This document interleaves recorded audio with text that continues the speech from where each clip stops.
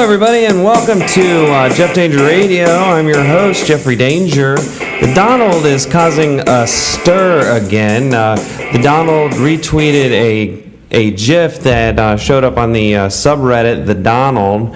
It's if you remember, The Donald is actually in the World Wrestling Hall of Fame.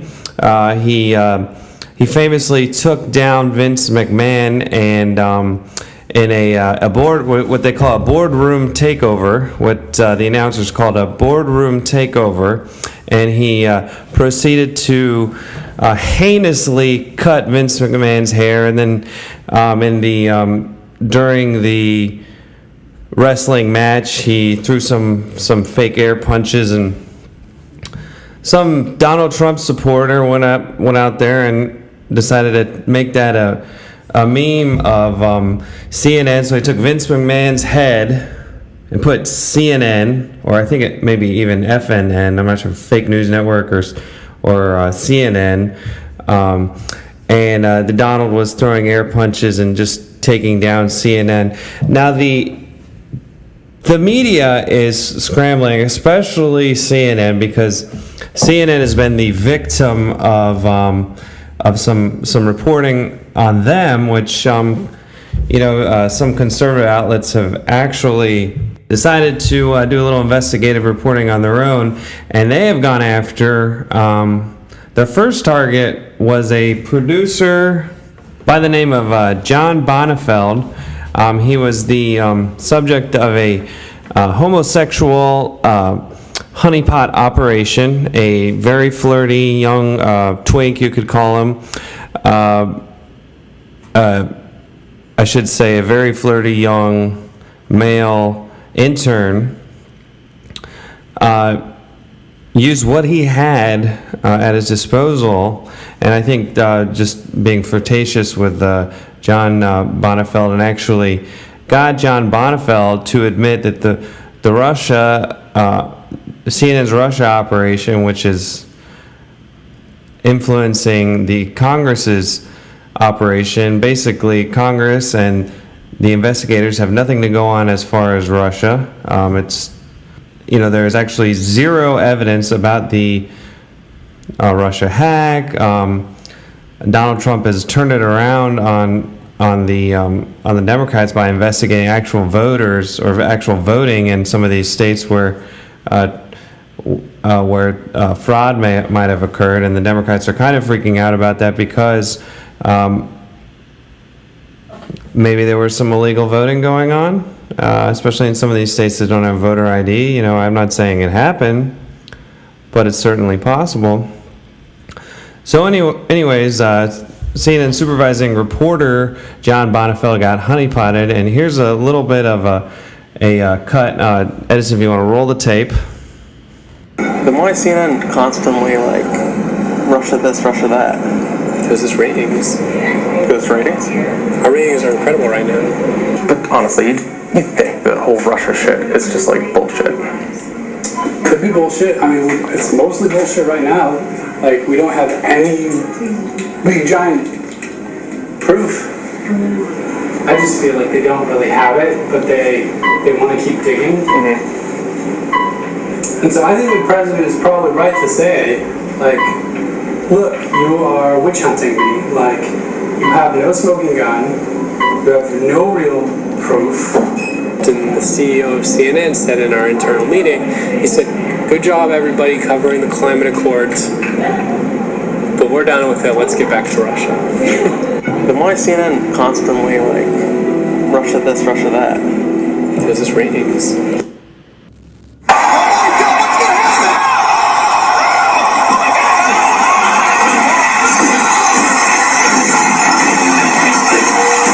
That last part, that was the Donald forcing CNN to submit to his clippers and cut CNN's hair, I think is what's going on in this video. So that's John Bonifeld basically saying that everybody at CNN knows that the Russia thing is nonsense, and they're just pushing it, and they're pushing it hard. They're pushing it hard for ratings. They're pushing it hard because the CEO of CNN has said that Russia's good for ratings and we're just hammering the Russia thing. And I wonder, I kind of wonder if there's a little bit of collusion between the media and the Democrats in Congress, because the Democrats, they don't have a straw to grasp onto. I mean, they've been pushing for impeachment of the Donald, and it ain't gonna happen. The Donald has a majority in Congress, he's got a majority in Senate, and he's got the Republican base fired up over the basically the smackdown that is occurring on the media. I mean, I don't know how else to say it, especially CNN.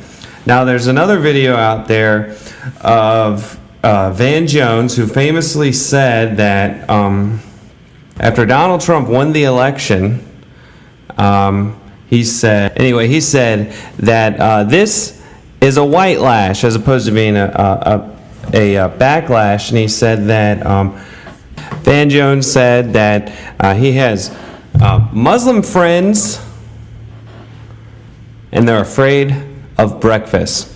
Now, I don't know if we were serving bacon in this breakfast, but Van Jones was talking about the Donald winning the election and how it was going to be so terrible for Muslims.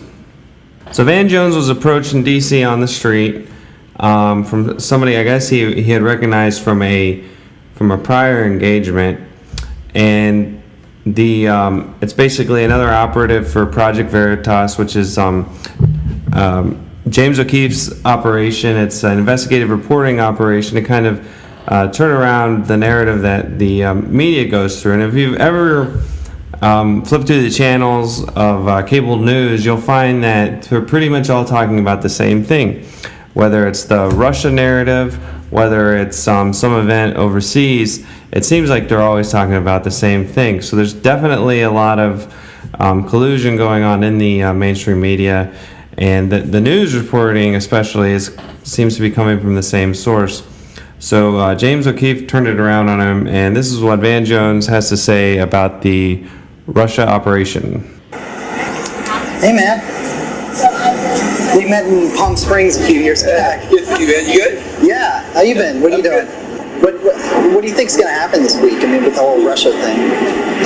The Russia thing is just a big nothing burger. Really? You don't think that? There's nothing there you can do. The Russia thing is just a big nothing burger. Really?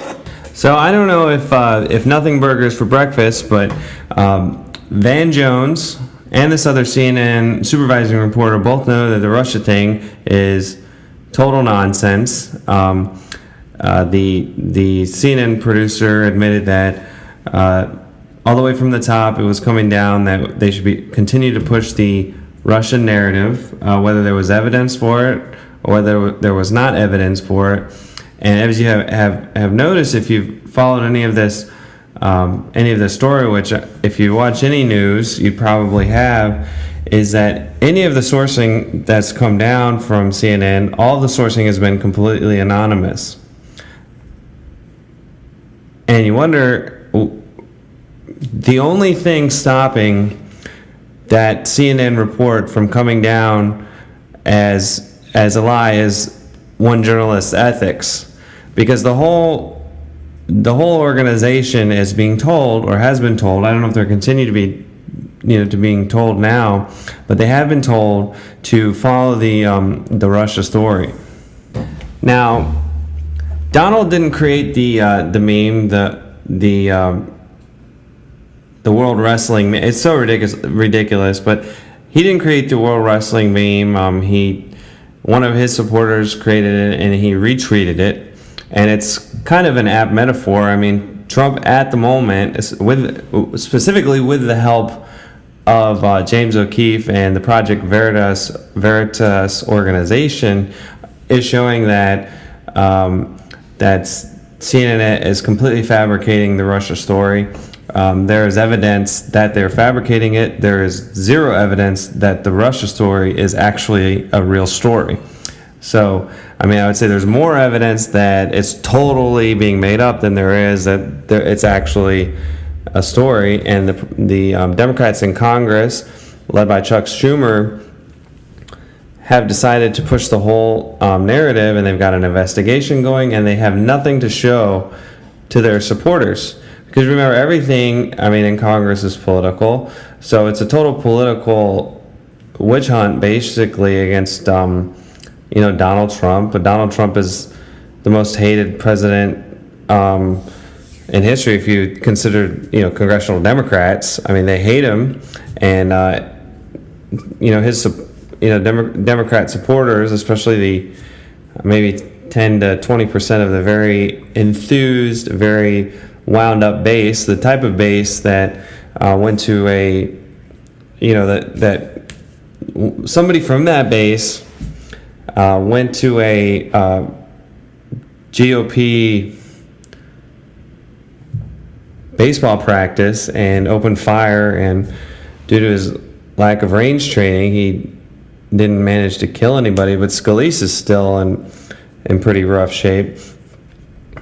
And you'll notice that story is actually kind of not being taught. Now, if you kind of do a little mental gymnastics and you think, okay, well, what would have happened if it was Schumer practicing and someone shot Schumer or something like that? Can you imagine? We'd still be talking about it. The Russia thing, we wouldn't be talking about the Russia thing. We wouldn't be talking about,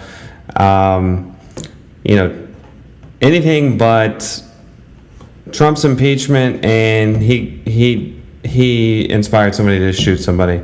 And now the media, after this tweet, they've decided to blow it completely out of proportion, and it's almost like they're begging for something to happen to a journalist. Here is Ana Navarro responding to the Trump tweet. Now, just a little on Ana Navarro. Ana Navarro is a Latina woman who claims to be a Republican strategist who makes her living on criticizing the actions of successful Republicans. I'm a CNN commentator. I think that is unacceptable. I think that is the President of the United States taking things way too far. It is an incitement to violence. He is going to get somebody killed in the media. Maybe that will stop him. Now, I don't know if Mrs. Navarro is actually concerned, or if she's a little hopeful that something will happen to a journalist to kind of take a little bit of the slack off of the whole CNN is lying about the whole Russia story thing, or the whole narrative kind of going against them. And now they control the narrative, but it seems to be thrown back into their face. I'm just supposing here. It seems like the media has really glommed onto, a lot of people, a lot of journalists in the media have really glommed onto this Russia tweet, or to this retweet as evidence of some horrible wrongdoing. I am disappointed beyond belief by the answer that the Homeland Security advisor just gave. What a wuss. What a wuss. You could see that he is ceding his principles. You are the Homeland Security advisor, and you can't stand here and say the difference between right and wrong. That's what's part of the problem. He is surrounded by enablers that do nothing but shake their heads and nod their heads in agreement with everything that he says. Now, the Jeff Danger team has been scouring the public record to find what Mrs. Navarro had to say about Loretta Lynch talking about civil war in the streets.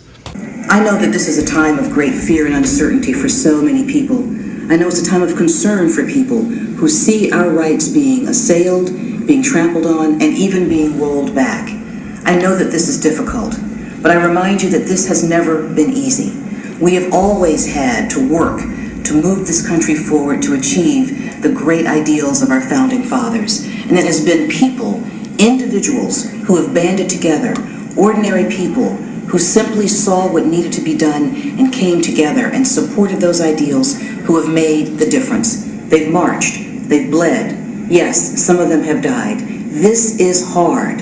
Every good thing is. We have done this before, we can do this again. Okay, this is just a sample of some of the rhetoric coming from the left. You also saw Kathy Gifford actually holding up Donald Trump's decapitated head for a photo shoot. Now that means she had to schedule a photo shoot. That means she had to hold up a disgusting freaking blob, like Trump. I mean, in homage to ISIS. I mean, she does this thing. We have an actual Rachel Maddow viewer and leftist base member trying to kill congressmen that are practicing for a charity event. And he also had a list of something like 8 conservatives who were members of the Libertarian, I forgot what it was called, but the Libertarian caucus in Congress. And Donald Trump retweets a hilarious, I mean, it's really funny. I mean, the problem with the left, at least the left in media, is that they don't have a sense of humor. So this was actually really funny. I mean, it's funny because Donald Trump was a wrestler for a day, and he was in the World Wrestling, and he is in the World Wrestling Hall of Fame, which is insane. I mean, it's ridiculous. I mean, and it's funny because CNN is getting their ass kicked right now. It has nothing to do with the call to murder journalists, and I have a list of responses here. New York Times reporter Alan Rappaport called the president's tweet a call for violence against the media. Martha Raddatz, who famously required a Kleenex during the Donald Trump beating Hillary, said that seems like a threat. And then the Homeland Security Advisor Thomas Bossert replied, "No one would perceive this as a threat." And then you heard what Anna Navarro had to say about it, who is a Republican hired by the media to comment and criticize other Republicans and, of course, the Donald.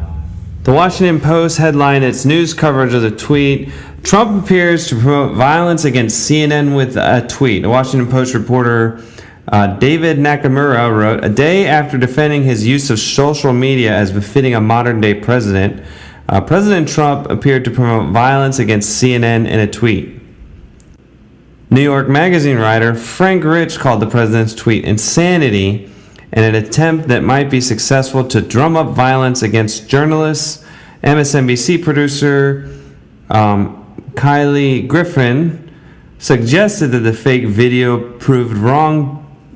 Deputy White House Press Secretary Sarah Huckabee Sanders' statement that the president in no way, form, or fashion has ever encouraged any form of violence. Now, of course, Mother Jones decided to even I don't know if I even should say it. David Korn from Mother Jones said, "This is sick, this is disturbing, this is pathological, this is violent, this is reckless, this is authoritarian." Now, Mother Jones had much less tampered language for the actual attempted murder of a GOP congressman, for Kathy Griffin decapitating a fake Donald. It seems like they're kind of doubling down on this and really hoping for an actual attack against a journalist, because that's probably the only thing that would save them from getting basically smacked down by the Donald. Now, after the Project Veritas video was released, the CNN chose to go into a defensive mode, trying to defend their ethics, which was difficult. And the first tactic that they used was to say that Donald Trump, by calling CNN fake news, was calling for violence against journalists. Now, this is a clip from Brian Karem and Chris Cillizza talking about Donald Trump's rhetoric.